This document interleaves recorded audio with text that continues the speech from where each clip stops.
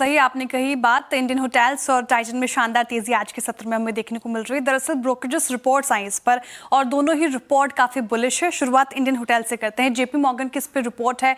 Overweight की call आ गई है उनकी तरफ से। टारगेट प्राइस 890 रुपए प्रति शेयर का रख दिया है, यानी कि अभी जिस करंट मार्केट प्राइस पे इंडियन होटल्स ट्रेड कर रहा है, यहाँ से 16% का अपसाइड पोटेंशियल उनको नजर आ रहा है।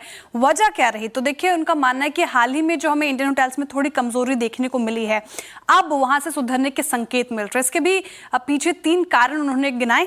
पहला कारण उनका मानना है कि Q1 में आप देखें फिनेंशियल ईयर 26 की तो शुरुआत थोड़ी दमदार होती हुई नजर आ रही है। बुकिंग्स में तेजी के संकेत मिल रहे हैं।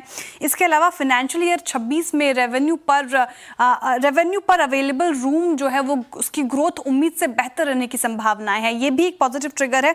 तीसरा, हाल ही में जो ईपीएस में कटौती की गई थी सैन्य तनाव के कारण, अब उसके संकेत थोड़ी धूमिल होते हुए नजर आ रहे हैं। तो यहाँ पे स्थिति सुधरने की संभावनाएं ज्यादा लग रही है, इसलिए इंडियन होटल्स रडार पे रहेगा। फिनेंशियल ईयर 30 तक सारे टारगेट्स पूरी कर सकती है कंपनी, ये भी जेपी मॉर्गन ने फ्लैग किया। और सबसे बड़ी बात, कंपनी एसेट लाइट मॉडल पे फोकस कर रही है और वो ये चाह रही है कि ये जो इसका हिस्सा है बढ़कर 70% तक पहुंच जाए। तो ये एक पॉजिटिव ट्रिगर इंडियन होटल्स के लिए फिलहाल इस पर रहेगा। टाइटन आज खबरों में ये भी स्टॉक है और शानदार इस पर भी रिपोर्ट आई। मैक्वेरी की बुलिश रिपोर्ट है। टारगेट प्राइस आपके स्क्रीन पर 4150 का टारगेट प्राइस रख दिया है, जिस करंट मार्केट प्राइस पर भी ट्रेड कर रहा है। तो करीब 17% का अपसाइड पोटेंशियल ये भी नजर आ रहा है। कारण क्या रहे? तो डिमांड में मजबूती अभी भी कायम है, ऐसा मानना है मैक्वेरी का। और Q1 में सही संकेत मिल रहे हैं, ग्रोथ देखने को मिल रही है।